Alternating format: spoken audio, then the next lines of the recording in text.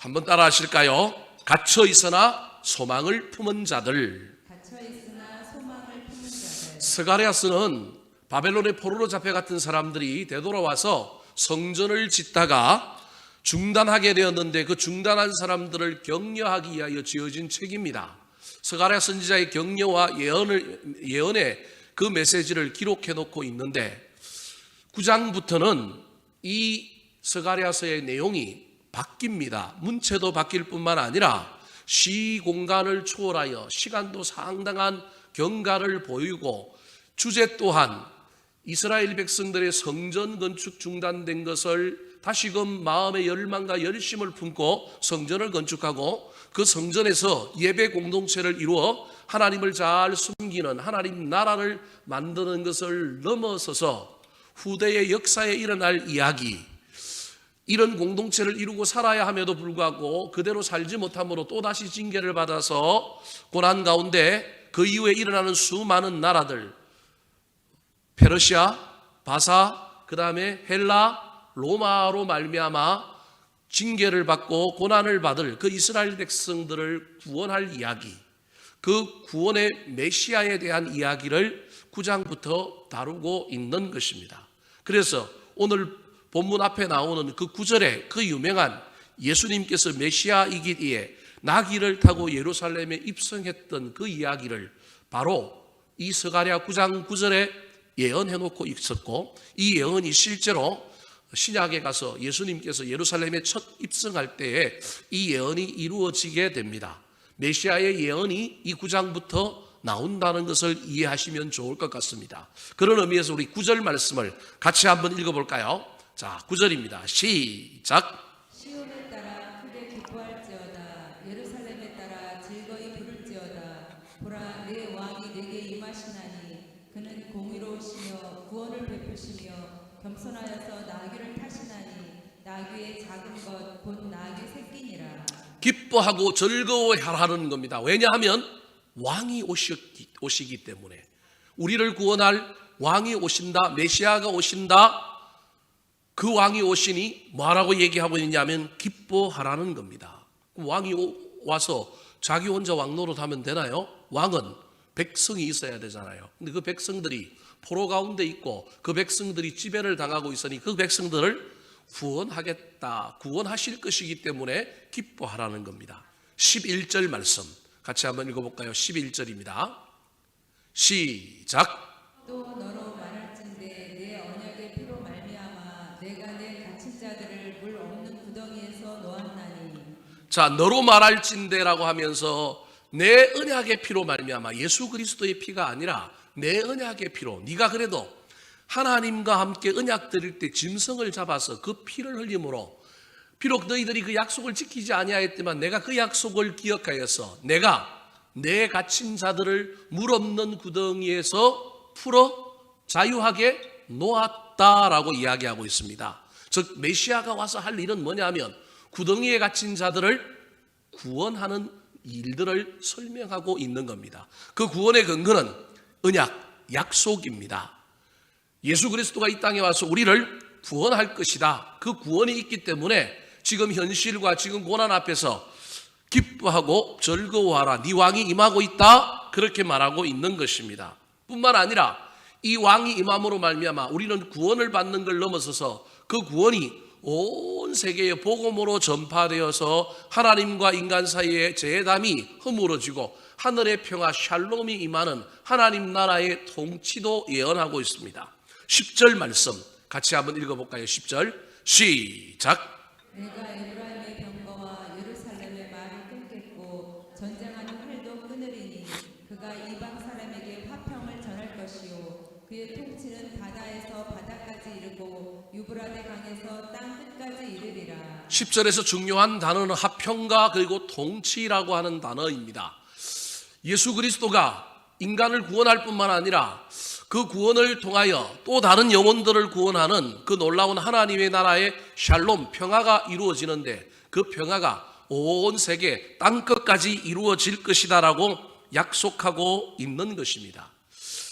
이 10절, 11절이 9절로부터 시작된 이 놀라운 이야기가 바로 예언입니다. 예언. 메시아에 대한 예언이고 구원에 대한 예언입니다. 그런데 현실은 아까 11절에도 읽었던 것처럼 현실의 이 예언의 말씀을 듣고 있는 사람들은 지금 상황이 어때요? 구덩이에 있잖아요. 구덩이에. 그런데 그 구덩이에 있는 사람이 하나님이 구원하시는 이 구원에 반응을 해야 한다는 거예요. 이 구원에 응전을 해야 되고 화답을 해야 이 놀라운 일들이 일어난다고 이야기하면서 12절에 구원할 대상자가 누구냐? 하나님 나라를 이루고 화평을 주고 그 구원할, 그럼 그 대상은 누구냐? 온 인류, 만유 구원, 모두를 구원하는 것은 아니다라고 분명히 못을 박습니다. 그 구원의 대상자를 분명히 밝히고 있는 것이 바로 12절 말씀입니다. 같이 한번 읽어볼까요? 12절 시작. 갇혀있으나 소망을 품은 자들아 너희는 요새로 돌아올지니라. 내가 오늘도 이르노라. 내가 네게 갑절이나 갚을 것이라. 갇혀있다. 아까는 구덩이에 놓여있다 그러고 12절에는 갇혀있다고 분명히 얘기합니다. 그런데 사방으로 우겨쌈을 당하고 우리가 갇혀있지만 믿음의 사람들, 구원받을 사람의 특징 하나가 있는데 그 특징이 뭐라고요? 소망을 품은 자라는 겁니다. 코로나 바이러스가 세계를 치고 예배의 성격을 바꾸고 수많은 어려움을 우리에게 주고 있지만 그 어려움 앞에 저와 여러분이 나가 떨어지거나 낙심하거나 절망하는 것이 아니라 이 속에서도 믿는 사람은 뭘 품은 자라고요? 소망을 품은 자라는 거예요. 그래서 오늘 설교 제목이 뭐라고요? 갇혀 있으나 소망을 품은 자들. 이게 오늘날 이 시대에 저와 여러분이 가져야 할 정체성이라는 것입니다. 지금 무엇이 여러분을 가두어 두고 있습니까? 가정이 갇혔습니까? 부부 사이에 어려움이 생겨 갇힌 것이 있습니까? 경제가 갇혔습니까? 자녀들이 갇혔습니까? 질병이 갇혔습니까?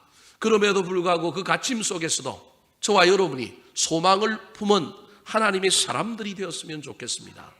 소망을 품기만 하면 우리를 구원해 주시겠다. 메시아가 임한다. 역전과 반전이 있고 합력하여 선을 이루어 주시겠다라고 하는 이 놀라운 이야기가 스가랴 시대의 구약의 이스라엘 백성들에게도 선포되는 말씀이지만 오늘을 살아가는 저와 여러분에게도 선포되는 말씀이라고 하는 것을 잘 기억하여 저와 여러분이 어떤 상황 속에 갇혀 있다 할지라도 소망을 품는 자들이 되기를 예수님의 이름으로 축원합니다.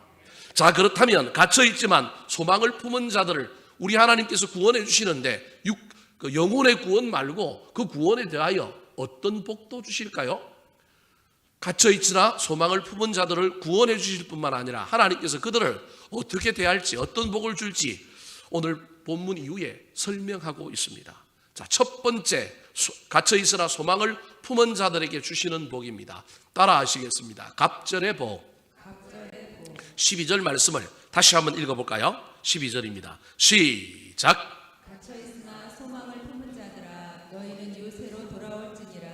내가 오늘도 이르노라. 내가 네게 갑절이나 갚을 것이라.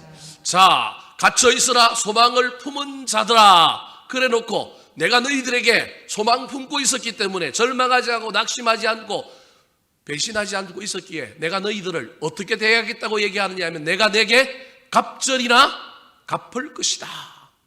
이 놀라운 하나님의 말씀이 저와 여러분의 삶에 이루어지기를 소망합니다. 갑절이나 갚아주시는 그 놀라운 하나님의 말씀을 기억했으면 좋겠습니다. 근데 문제는 물론 구원해 주시지만 그 구원 다음에 구원하시기 전에 우리가 갇혀있지만 소망을 품은 자 되었지만 우리를 구원하여 갑절의 축복을 주기 위하여 또 다른 다리 하나를 건너야 할 것이 있는데 그것이 뭐냐면 너희는 어디로 돌아올지라고요? 요새로 돌아올지라는 겁니다. 이 요새가 예배입니다. 이 요새가 교회입니다. 이 요새가 공동체입니다. 너희는 요새로 돌아오라는 겁니다. 이제는 무너진 성벽을 보수하고 다시금 모이고 요새로 돌아와야 할 때입니다. 오늘 본문 앞에 있는 9장 3절에 보면 세상의 요새도 있습니다. 두로라고 하는 나라가 육지에 있는 두로 말고 지중해에 있는 섬 두로가 있는데 그 섬에 일본이 구남도처럼 엄청난 성벽을 쌓고 아무도 침범하지 못할 뿐만 아니라 그들이 조선 기술, 배 만드는 기술을 가지고 군함 만들어 가지고 지중해 연안을 다 지배함으로 그 지중해 연안에 있는 두로라고 하는 그 섬은 아무도 침략할 수 없는 난공불락의 성읍이라고 생각했지만 인간이 지은 건 하나님이 한번 훅 불면 사라집니다. 그런데 오늘 본문 12절에는 그 요새가 아니라 사람이 만든 요새, 내가 만든 경제력, 내가 만든 건강, 내가 만든 출세, 내가 만든 안전, 내 힘과 내 능력이 아니라 누구의 요새로 돌아오라고요? 하나님의 요새로 돌아오라고 이야기하고 있습니다. 갑절의 복을 받고 싶습니까? 돌아가야 될 요새가 무엇인지를 발견하고 우리 각자가 내가 이 요새로 돌아가야 되겠다. 예배의 요소, 말씀의 요새, 찬양의 요새, 기도의 요새, 우리 나름대로 하나님께 나아가는 가운데 우리가 돌아가야 할 요새를 다시금 발견해야 합니다. 그리고 그 요새로 돌아가서 돌아가는 것만이 목적이 아니라 그곳에서 하나님께 영광을 돌리고 하나님을 찬양하고 하나님을 예배할 때 우리를 구원해 주시기만 하는 것이 아니라 어떤 복을 주시느냐 하면 갑절의 복을 주신다고 하는 사실을 잘 기억하여 그 복을 받아 누리는 저와 여러분 되기를 예수님의 이름으로 축원합니다. 허리가 아프기 때문에 지난주도 수요일도 그랬지만요, 빨리 가야 합니다. 자, 둘째, 갇혀 있으나 소망을 품은 자들에게는 하나님이 어떤 복을 주실까요? 따라 하시겠습니다. 승리의 복. 승리의 복은 세 가지로 나타나고 있습니다. 우리를 구원해 주실 뿐만 아니라 갑절의 복을 주실 뿐만 아니라 우리를 그래도 승리하게 하는 자가 되게 해준다라는 거예요. 근데 그 승리를 하려면 무엇이 있어야 하느냐면 능력이 있어야 합니다. 능력을 주시겠다고 이야기합니다. 13절 말씀 같이 읽어보겠습니다. 13절입니다. 시작. 내가 유다를 당긴 활로 삼고 에브라임을 띄운 화살로 삼았으니 시온아 내가 내 자식들을 일으켜 헬라 자식들을 치게 하며 너를 용사의 칼과 같게 하리라. 즉 이 헬라 자식은 지난주 금요일에 설명했던 것처럼 페르시아 다음 메데 다음에 일어났던 대왕국이 헬라라고 하는 제국인데 이 헬라 제국이 왕성했을 때 로마가 조금 자라오기 시작합니다. 헬라가 세계를 제패하고 세계를 지배할 때 이 그리스라고 하는 이 헬라 제국이 온 세상을 다 집어삼킬 줄 알고 자기들이 최고인 줄 알았는데 변방에서 깝죽거리는 로마가 기어 올라오는 바람에 이 로마를 한번 혼내주겠다고 이 에피파네스라고 안티오코스 에피파네스라고 하는 황제가 로마하고 한판 붙었는데 져버렸어요. 물론 나라 전체가 지는 것이 아니라 소규모 지역적인 전투에서 지게 되니까 자존심이 무지 상하게 됩니다. 그 상했던 자존심 때문에 하프리를 하고 싶었는데 하프리를 어디다 하느냐 하면 팔레스타인 이스라엘에 했어요. 그 당시에 좀 말도 듣지 않고 세금도 덜 내고 반역의 기미도 보이는 이 이스라엘에 쳐들어와 가지고 이스라엘의 수많은 사람들을 죽입니다. 근데 그때 저 시온아 내가 내 자식들을 일으켜 헬라 자식들을 치게 하리라 했던 이 말씀이 이루어져서 이 헬라 제국이 예루살렘에 와서 예루살렘 성전에서 제우스 신상을 세워놓고 돼지목을 따고 피를 뿌리고 가장 이스라엘 사람들이 싫어하는 동물 그리고 이방 신상을 갖다 놓는 것, 아무리 속국이지만 금기는 있어서 건드리지 말아야 할 것 안 건드려야 되는데 가장 종교적인 자존심을 건드려 버리는 바람에 이때 정말로 혁명이 일어나서 마카비라고 하는 형제들을 중심으로 데모가 일어나고 많은 사람들이 무장 봉기하여 이 헬라로부터 나라가 독립을 합니다. BC 163년에 마카비 왕조라고 하는 왕조를 세우고 이 이스라엘이 독립을 하는 그 놀라운 영광을 한번 누리게 됩니다. 물론 그 시기가 뭐 100년 이렇게 넘어가는 것도 아니고 50년 넘어가는 것도 아니고 잠깐 해보는 왕조였기는 하지만 하나님께서 이스라엘 백성들에게 그 훗날 그 왕조를 또 일으킬 것을 맛보게 하기 위하여 헬라 제국과 싸워 이기는 이야기를 하는 거예요. 그때 그들을 이기게 할 수 있었던 것이 마카비 왕조를 만들었지만 그들에게 무기가 없었습니다. 그들에게 전략이 없었습니다. 그들에게 군사력이 없었고 그들이 잘 훈련된 군인도 아니었습니다. 그런데도 이겼던 이유를 지금 13절에 이야기하는 거예요. 삼고 갖게 하리라. 유다를 당긴 활로 삼고 에브라임을 끼운 화살로 삼고 그 다음에 너를 용사의 칼과 같게 하리라. 활과 화살과 칼이라고 하는 세 가지 무기, 그 능력을 하나님께서 주셨다.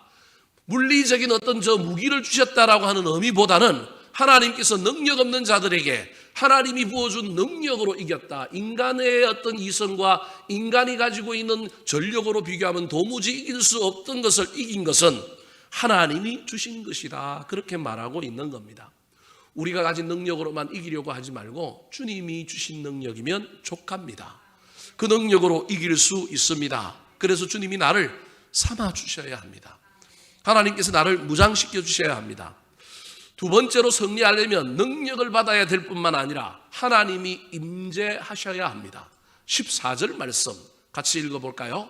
시작. 여호와께서 그들 위에 나타나서 그들의 화살을 번개같이 쏘아내실 것이며 주 여호와께서 나팔을 불게 하시며 남방 회오리 바람을 타고 가실 것이라. 자, 전쟁의 시작은 이스라엘 사람들이 했지만 14절에 보니까 여호와께서 그들 위에 뭐 하셔서?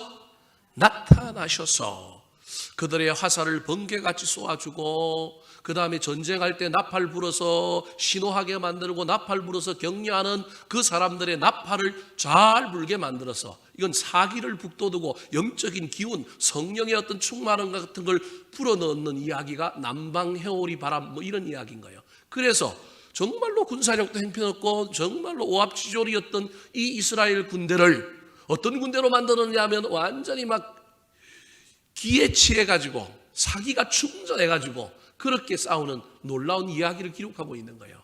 근데 거기에 누가 임했다고요? 여호와께서 그들 위해 나타나셨어. 하나님의 임재가, 성령의 충만이 사람의 능력을, 상황을 바꾸는 놀라운 역사가 있는 것입니다. 뿐만 아니라 승리하기 위해서는 하나님의 보호하심, 호의하심도 있어야 합니다. 15절 말씀 같이 한번 읽어볼까요?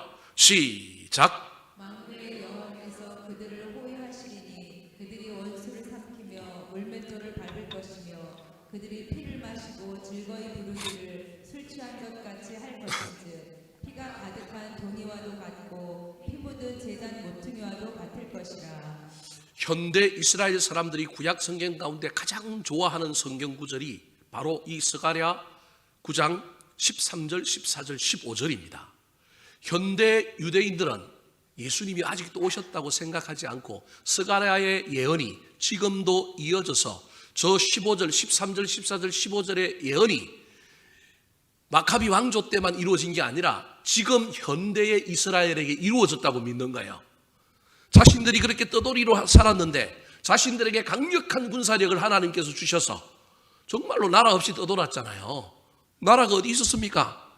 그런데 그들이 지금 강력한 군사력을 가지고 중동의 그 수많은 아랍 민족과 싸워서 지금 다 이기고 있단 말이에요. 그것을 저 스가랴서에 나오는 저 예언이 시공간을 초월하여 지금 자신들에게 이루어졌다 그렇게 말하고 있는 거예요.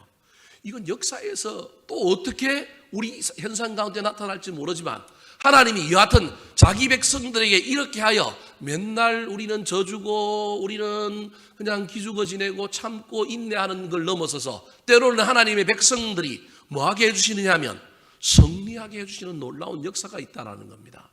갇혀있지만 소망을 품은 자들에게는 구원만 해주시는 것이 아니라 때로는 우리가 울어서 승리하기도 하고 져서 승리하기도 하지만 진짜로 승리해서 승리하는 놀라운 일도 일으켜 주신다 그렇게 말하고 있는 것입니다. 사랑하는 성도 여러분, 내 힘과 내 능력으로 이기면 교만해지고요, 내 힘과 내 능력으로 이기면 하나님의 공의는 없고 상처받는 사람들이 있고 다른 문제가 생깁니다. 그런데 하나님이 능력을 주시고 하나님께서 임재하여 길을 부어 넣어주시고 하나님께서 우리에게 보호하시면 그 승리는 정말로 아름다운 승리가 됩니다. 도무지 이기지 못할 것 같았는데 이기면요, 여러분 그 진 사람에 대한 그 약자를 긍휼히 여기는 마음 없습니다.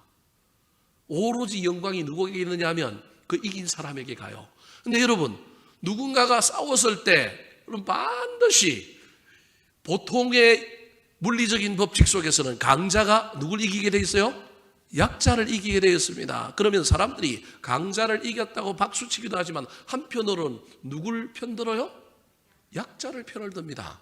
그런데 약자인 우리를 하나님께서 능력을 주시고 하나님께서 우리에게 성령 충만, 기를 충만케 해주시고 우리를 뒤에서 보호해 주심으로 우리가 이기면 여러분 그런 일은 없습니다. 그 대표적인 예가 뭔지 알아요? 다윗과 골리앗의 싸움입니다. 다윗과 골리앗이 싸우는데 여러분 골리앗이 다윗 이겨봐요. 사람들이 다윗 골리앗한테 야 너 잘했다 그럴까요? 누가 불쌍해 보일까요? 다윗이 불쌍해지죠. 골리앗은 잔인한 놈이 되죠. 근데 결론은 누가 이겨요? 다윗이 이겼잖아요. 골리앗 불쌍하다고 누가 생각하는 사람 역사를 통틀어 있어요? 없다니까. 예수 안 믿는 사람도 골리앗 저 불쌍하다 이런 생각하는 사람이 없다니까요. 하나님이 궁극적으로 바라는 승리가 이런 승리입니다. 우리는 우리가 힘을 갖추고 우리가 막 능력이 있어갖고 막 이기는 걸 원하지만 하나님은 우리에게 네 힘으로 이기지 말고 내가 주는 힘으로 좀 이겨라. 그것이 온전한 승리다 그렇게 말하십니다. 저와 여러분의 삶에 구원을 넘어서서 갑절의 복뿐만 아니라 이 승리의 복을 받아 누리게 되시기를 예수님의 이름으로 축원합니다.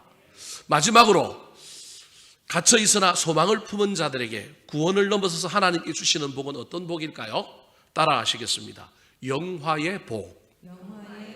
자, 영화의 복인데요. 저 왕자인데 잘못 나왔습니다. 영화의 복입니다. 저 복도, 영화의 복도 세 종류로 오늘 본문에 설명하고 있습니다. 첫 번째 설명이 이 영화의 복이 빛나는 복입니다. 자, 16절 말씀 같이 한번 읽어볼까요? 16절 시작. 이날에 그들의 하나님 여호와께서 그들을 자기 백성의 양떼같이 구원하시리니 그들이 왕관의 보석같이 여호와의 땅에 빛나리라. 승리했는데 교만해 보일 수 있고요. 승리했는데 앞에서는 박수치지만 뒤에서는 비난할 수 있어요. 그런데 승리했는데 이날에 그 말입니다. 이날에 승리한 이날에 그들의 하나님께서 그들을 자기 백성의 양떼같이 구원하시리니 그들이 왕관의 보석같이 여호와의 땅에 빛나리로다. 보석같이 빛난다는 겁니다. 그런데 그 보석같이 빛난다는 말 앞에 이 놀라운 이 보석같이 빛나는 삶을 살게 하기 위해서는 반드시 하나님 우리를 구원해야 되는데 그 구원을 설명하면서 자기 백성의 양떼같이 구원하신다라는 겁니다. 이건 저와 여러분이 신약에서 이미 알고 있는 이야기입니다. 여러분 100마리의 양이 있는데 누굴 잃어버렸어요? 한 마리 양을 잃어버렸어요. 그러면 목자는 99마리를 두고 방치했다는 얘기가 아닙니다. 안전하게 두고라고 의미를 이해하셔야 됩니다. 어떤 사람들은 삐딱하게 읽어갖고 아니 그 99마리를 남겨두고 뭘 그 한 마리를 찾으러 가. 99마리 죽으면 어떻게. 여러분 성경을 이렇게 삐딱하게 해석하면 골치 아픕니다. 여러분 99마리를 어떻게 해놓고요? 안전하게 단속하고 단둘이 해놓고 그 다음에 누굴 찾으러 가요? 한 명을 찾으러 가는 거예요. 나는 그 한 명도 사랑한다. 나는 그 한 명도 놓칠 수 없다. 그 얘기예요. 갇혀있으나 소망을 품은 자는 하나님이 반드시 구원하신다. 그 구원하신다는 얘기를 그들을 자기 백성의 양떼같이 구원하시고 구원만 하시는 것이 아니라 그 구원하는 그 하나님의 백성들을 어떤 존재로 만들어 주시느냐 하면 보석같이 빛나는 존재로 만들어 주신다. 예수 믿고 구원만 받지 말고 여러분이 서 있는 곳에서 공동체에서 보석과 같이 빛나는 존재들이 되시기 바랍니다. 보석같이 빛이 나려면 보석 같은 말씀의 꼴을 먹는 자가 보석같이 빛날 수 있습니다. 보석같이 성령 충만한 자가 보석같이 빛나는 자가 될 수 있습니다. 헌실에 보석의 빛을 가진 자들이 보석같이 빛날 수 있습니다. 아무것도 없는 상태에서 구원만 받았다고 빛나는 것이 아닙니다. 보십시오.